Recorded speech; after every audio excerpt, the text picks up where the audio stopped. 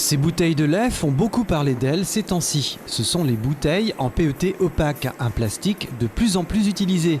Alors que des associations dénoncent leur utilisation pour des questions de recyclage, les industriels mettent en avant un certain nombre de caractéristiques. Alors le PET opaque, c'est ce produit-là, on ne voit pas beaucoup la différence, mais c'est un produit qui a des vertus en termes environnementaux. Il permet de consommer 20% d'eau en moins, 15% d'énergie en moins lorsqu'on va produire le lait avec ces bouteilles-là, qu'on va les conditionner. Et là aussi, un autre avantage, c'est que vous avez l'habitude, avec vos bouteilles de lait, il y a toujours un opercule en aluminium. Et l'intérêt de cette bouteille en PET opaque, c'est que vous n'avez plus d'opercule en aluminium. Et vous pouvez fermer votre bouteille et la coucher dans le frigidaire, elle ne va pas fuir.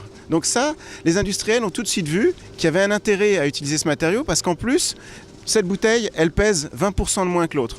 Donc, en termes de prévention, on va réduire la quantité de plastique utilisée.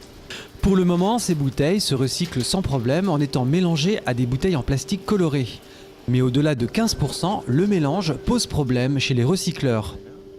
Le PET opaque est donc mélangé avec ce plastique-là et les industriels du recyclage supportent jusqu'à 15% de ce matériau. Donc aujourd'hui, il faut le trier, il est recyclable. Simplement, les quantités commencent à augmenter et donc il faut qu'on trouve de nouveaux débouchés.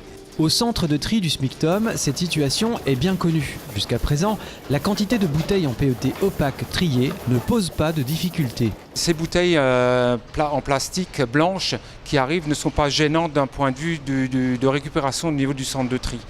Nous avons des machines qui savent reconnaître ces différents produits et qui savent les trier correctement.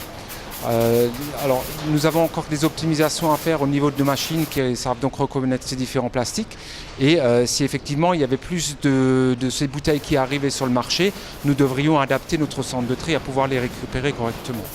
L'avènement de la bouteille en PET opaque s'avère inévitable. Il reste désormais plusieurs défis à relever. Améliorer la conception de ces bouteilles pour en permettre un meilleur recyclage et surtout trouver de nouveaux débouchés. Éco-emballage, créé il y a 20 ans par les entreprises de la grande consommation et de la distribution pour trouver des solutions en matière de tri et de recyclage, annonce une enveloppe d'1,5 million d'euros en 2017 pour répondre à cette problématique.